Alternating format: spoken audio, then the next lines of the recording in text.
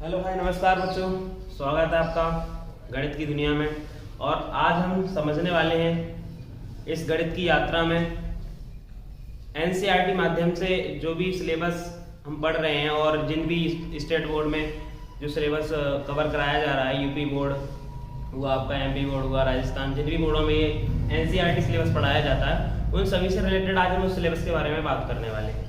आप सभी लोगों ने मैथ तो पढ़ा ही है, लेकिन मैथ के बारे में आपने ज़्यादातर उतना ही सीखा है कि संख्याएं और समीकरणों का हल करना, लेकिन मेरे अकॉर्डिंग संख्याएं और समीकरणों का हल करना ही नहीं है मैथ उससे कुछ अलग भी है। जैसे कि मैथ मेरे अकॉर्डिंग ऐसा है कि तर्क और समस्याओं की एक भाषा है, तर्क और समस्याओं की एक भाषा।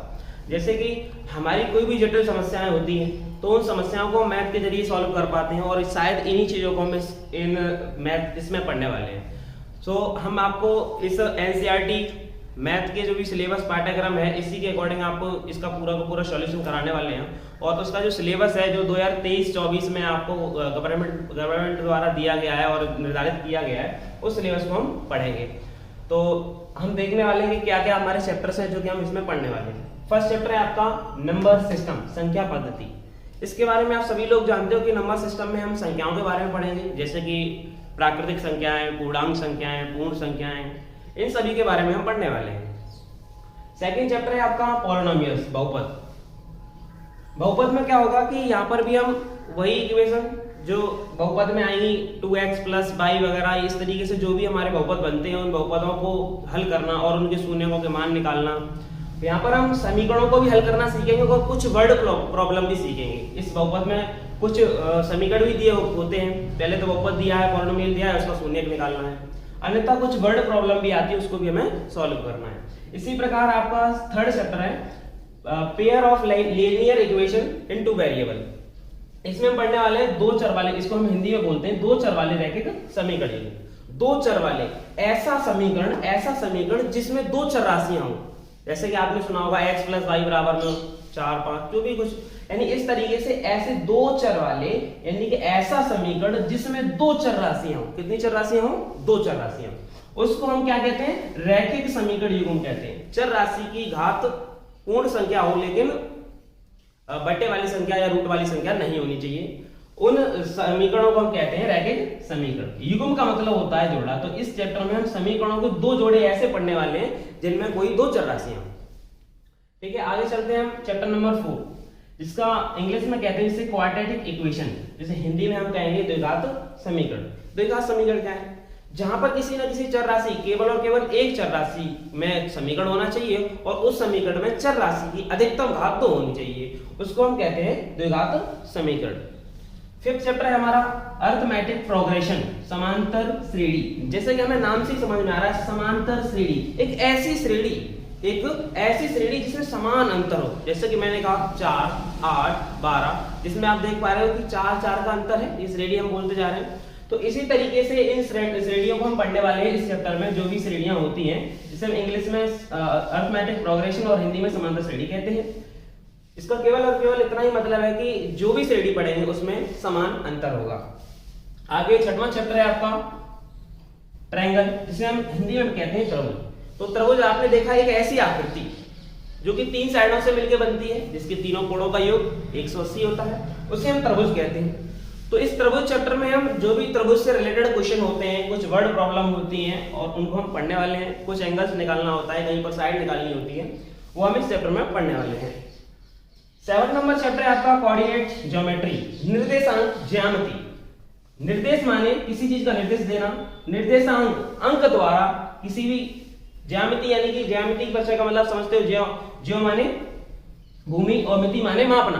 तो किसी भी भूमि पर या किसी भी जगह पर किसी एक पॉइंट आउट करना, किसी भी चीज को निर्देश देना कि इसका यह स्थान है, वह कहते हैं निर्देशांक ज्यामिति। किसी भी चीज की स्थिति बताना, कुल मिलाकर यह कि निर्देशांक में हम किसी भी चीज की स्थिति या किसी वस्तु की स्थिति हम निर्धारित करते हैं कि वह कहां पर है और किस जगह है, जिससे कि मैं आगे भविष्य में हम उस चीज को फिर से फाइंड कर पाए।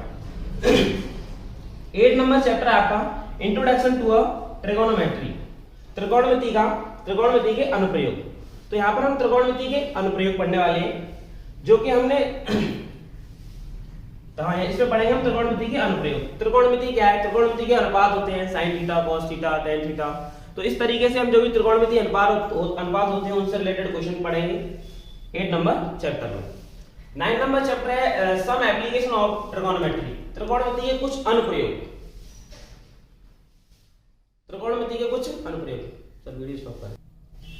ये 8वां चैप्टर है आपका इंट्रोडक्शन टू ट्रिगोनोमेट्री, त्रिकोणमिति का परिचय। इसमें हम त्रिकोणमिति के परिचय के बारे में पढ़ेंगे। त्रिकोणमिति में हम क्या होता है, जैसे कि आप सभी लोग जानते हैं त्रिकोणमिति अनुपात।